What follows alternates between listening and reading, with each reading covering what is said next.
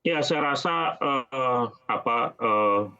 kalau misalnya sentimen dari angka inflasi di Amerika Serikat itu, kemudian, angka realisasinya kemudian turun ya, saya rasa memang, market akan langsung, berekspektasi bahwa, tadi yang saya sampaikan kenaikan suku bunga acuan di Amerika Serikat itu akan mulai melandai, setiap bulannya.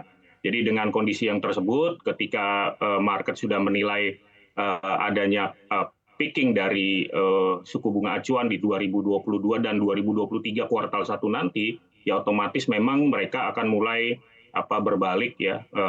Sekarang pun juga sebenarnya sudah terlihat beberapa inflows terjadi di bonds market kita gitu ya. Jadi kalau misalnya sudah bisa dibaca oleh market, ya tentu saja ini akan berdampak positif kepada kinerja nilai tukar kita.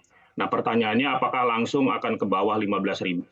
Dalam waktu dekat kami menilai memang volatilitasnya masih akan berkisar di antara 15.000 sampai 15.400 ini. Jadi balik lagi kepada forecast kami yang dari awal tahun ya kita belum ubah masih di kisaran 15.200 ya. Jadi kita melihat memang akan berada di sana. Jadi ada beberapa faktor positif sebenarnya untuk rupiah sendiri ke depannya. Ya, yang pertama tentu saja sekarang concern dari market lebih kepada bukan lagi sebenarnya dibobot lebih besar kepada inflasi, tapi melihat bagaimana dampak dari agresivitas kenaikan suku bunga acuan kepada pertumbuhan. Jadi ke depan yang menjadi faktor dominan ya dari sentimen adalah kemudian bagaimana dampak kepada pertumbuhan ekonomi di global sendiri termasuk Amerika Serikat. Begitu, Mbak. Baik, Pak Andri, tapi jika kita bicara mengenai ketahanan atau kekuatan rupiah begitu ya Pak untuk di Indonesia sendiri, jika dibandingkan dengan negara-negara tetangga melawan dolar Amerika Serikat, seberapa tahan sebetulnya rupiah kita, Pak?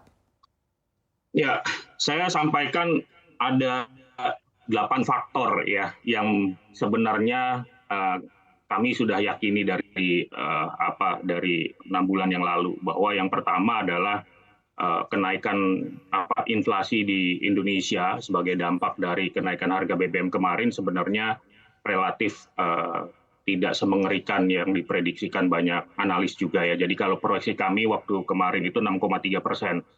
Yang pertama, kinerja inflasi sendiri kemarin dengan deflasi di bulan Oktober dan inflasi yang sedikit ya di bulan November, itu nowcasting kita inflasi Indonesia tuh bisa berada di antara 5,5 sampai 5,7%. Artinya inflasi itu di bawah 6%. Nah, ini adalah faktor yang positif buat Indonesia. Yang kedua, GDP Indonesia masih cukup baik ya. Pertumbuhan ekonomi kalau kita lihat dari leading indicators kami mungkin masih bisa di 5,17% tahun ini. Kalaupun kemudian terjadi pelemahan, ya kita melihat pelemahan ke angka 5%, 5% pas. Ya. Terus yang ketiga adalah dari sisi global sendiri, ekspektasi akan adanya policy flipping ya di akhir tahun 2023 dan ini mungkin akan bisa membalikan dari trajektori penguatan US dollar tadi juga kepada pelemahan US dollar.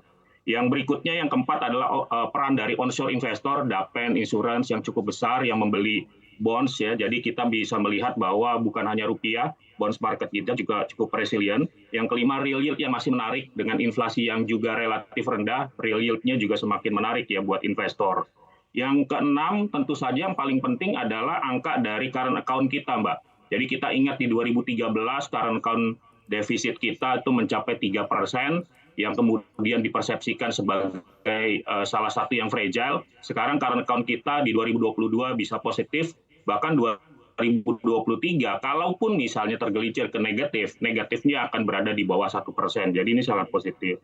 Yang ketujuh, supply risk ya dari bonds kita juga masih cukup rendah. Pemerintah akan melakukan konsolidasi fiskal di 2023 ke angka minus 2,85%.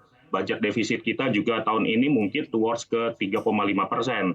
Dan yang kedelapan, last but not least, kalau kita lihat koordinasi fiskal dan moneter dari pemerintah dan juga otoritas moneter ini sangat baik. Jadi ini hal yang sebenarnya diekspektasikan oleh market juga cukup positif untuk Indonesia dan juga bisa menopang kinerja US dollar dan bonds market kita.